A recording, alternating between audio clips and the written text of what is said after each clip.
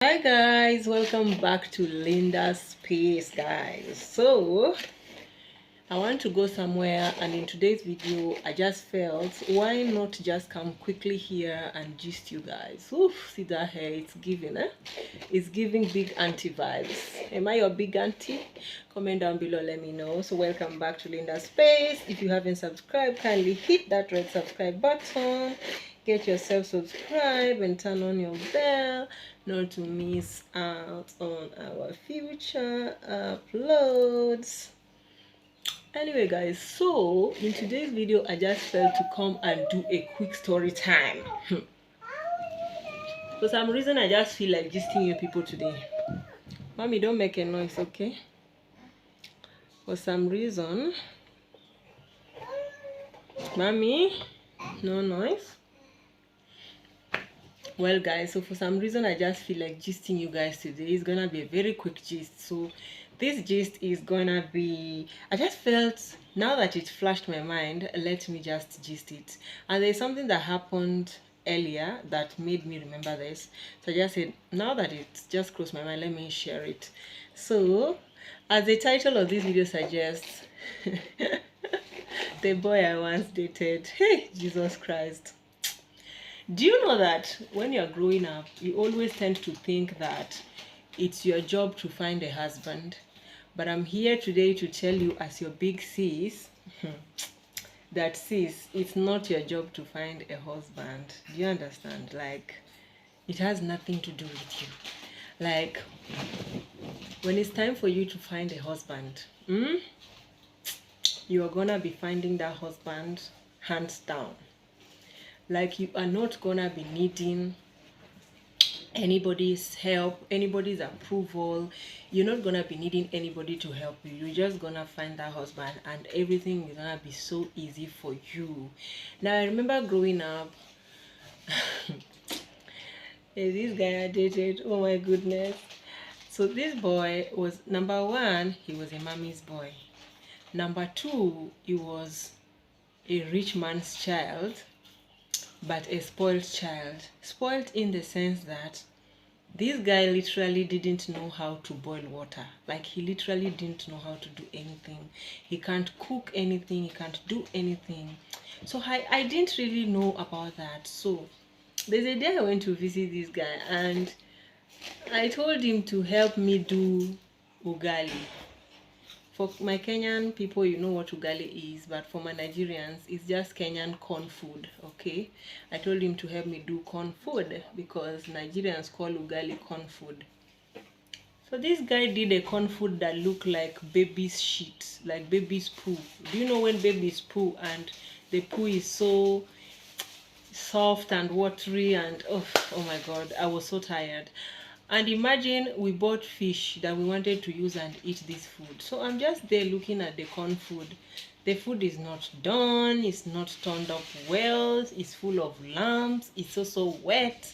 In my head I'm like, wait a minute, does it mean that if I end up with this guy now, God forbid, me like this now, I'll be cooking from January to December for somebody's son? Because I cannot eat rubbish. Those who know me know I cannot eat rubbish, and I cannot be cooking for you from January to December now. I cannot even be tired. I cannot even do small shakara. I cannot even say, babe, I feel like eating your food. Go and cook for me, and you cook for me. You cannot even surprise me and say, babe, I thought you'd be very tired from work. I just said, let me fix something for us. You can't, because, not because you're not willing to do it, but because you really do not know how to do it. Guys, let me tell you something. Since that day, it was one time visit. That one day when I saw that, it was as if something that beclouded my eye just fell off. It was as if a knot that was loose in my head just got tightened. It was as if a juju that was done to me just get cleared off and I started seeing things clearly. It was as if, my goodness, I'm running out of words. But what I know is that since that day, I told myself, this guy is a no-go area, like a no-go area. And do you know why I'm telling you guys this gist? Now, when I dumped his ass, I dumped his sorry ass, and I moved on. I got married before him, I think. Then some months later, after I got married, I heard he got married too. He tried reaching out to me some few months before he got married, and he was looking for me everywhere, because I blocked him. When I got married, I blocked him because it was those people who cannot take no for an answer. He said we are done. You will not understand the meaning of done. So I was just like, I blocked him, and he was looking for me everywhere, turning everything upside down. So apparently his mom and my mom are friends. So I think there's a way he just found my number from his mother's phone, and he decided to call me, because I really didn't get how he was able to find my new number. That's what I still don't get.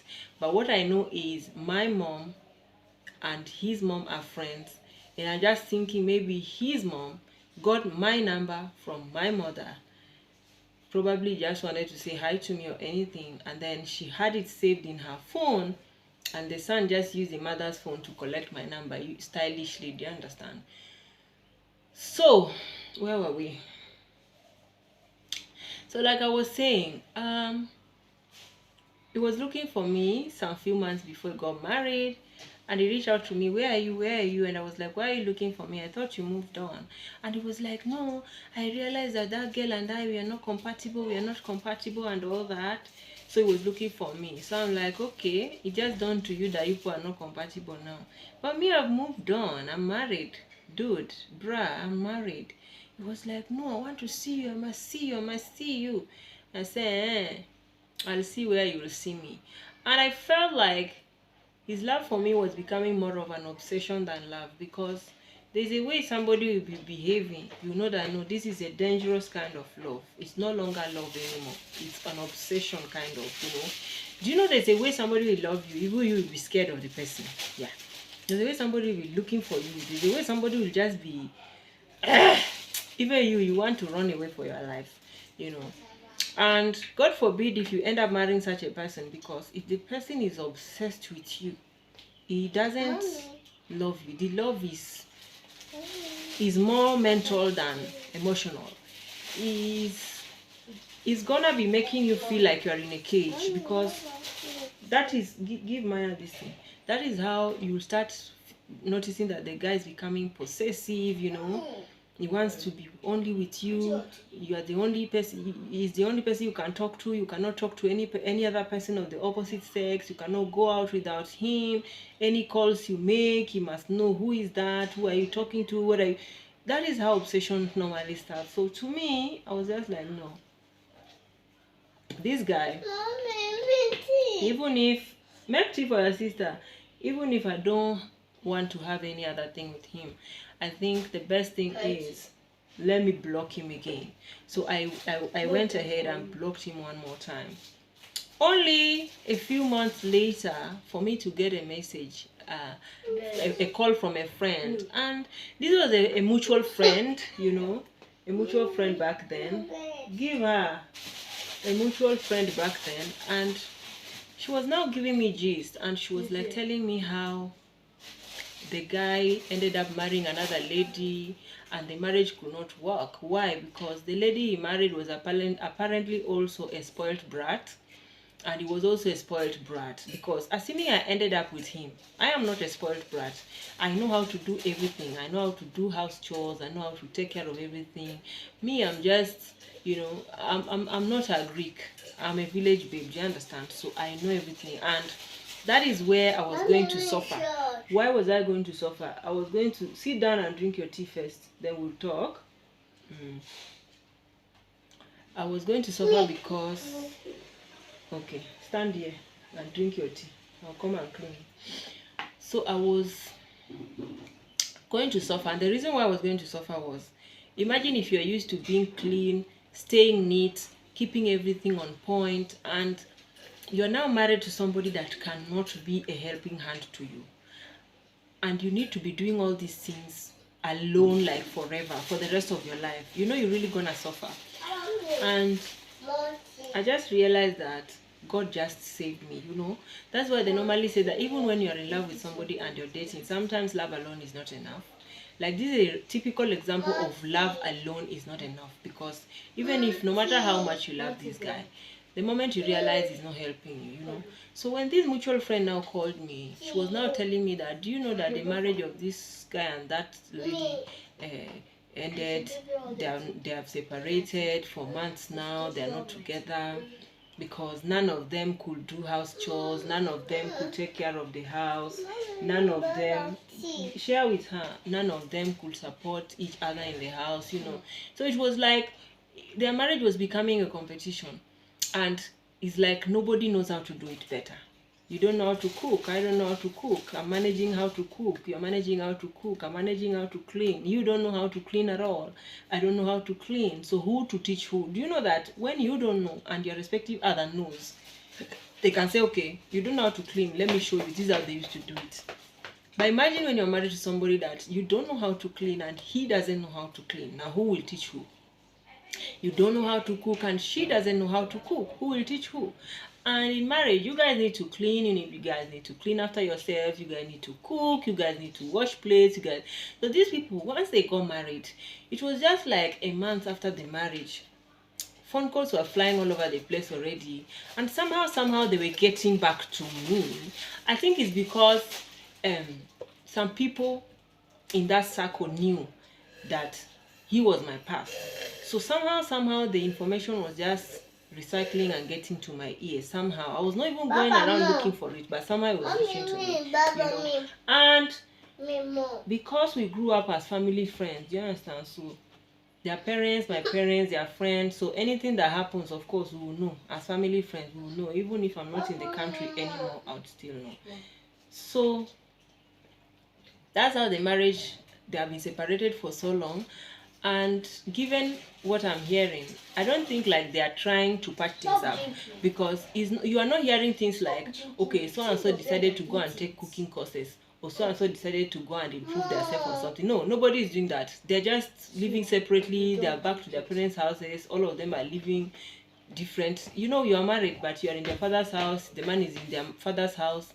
Everybody living differently. And then the girl was now telling this our mutual friend that called me that if you want to marry, dare not marry a lazy man, because if you marry a lazy man, you're really gonna suffer. And there's a video I did on my other channel where I said people are really underrating money in marriage. Finances are being underrated, to be honest, because it's not you being carnal, it's only you being realistic.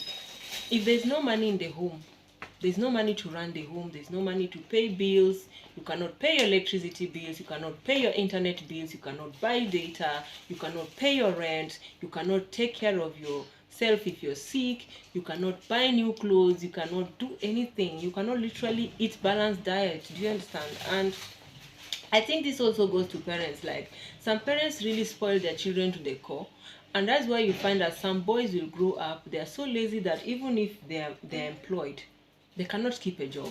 Because that's what the lady was now telling me, that this guy, he has been employed several times, he can't keep a job, he can't last a job for like a month. He's that lazy. Why? Because where he grew up, he was always getting everything on a platter of silver, and it's like his parents were providing everything for him. Even when he got married, his parents paid for the rent for the house, they were giving them money to buy food. Who does that? Like, is he marrying for you?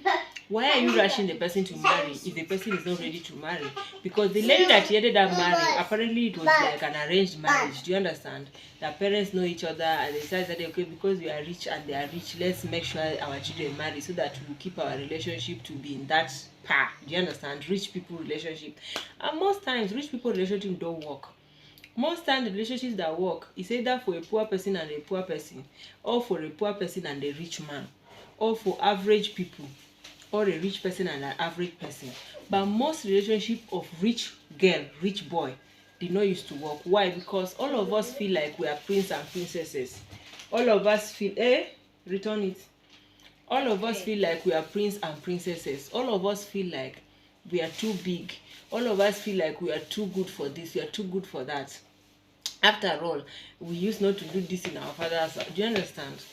So I just felt, let me come and share it and tell you guys. This is more like a testimony, because I remember having this conversation with my dad sometimes back, and my dad was telling me, my daughter, thank God you didn't end up with that stupid boy, because if you did, you'd literally be going through a lot. because the guy is lazy, the guy is not hardworking, he's not that kind of. Do you know there's a man you will see that okay, you guys are not rich, but you really see the effort in the guy. You really feel like the guy is really trying. It's just that it's not yet his time to break through, but the guy is really trying. But that guy is literally so lazy. He's just, you know. So that's why I just said, let me come and give you guys story time how God saved my sorry ass.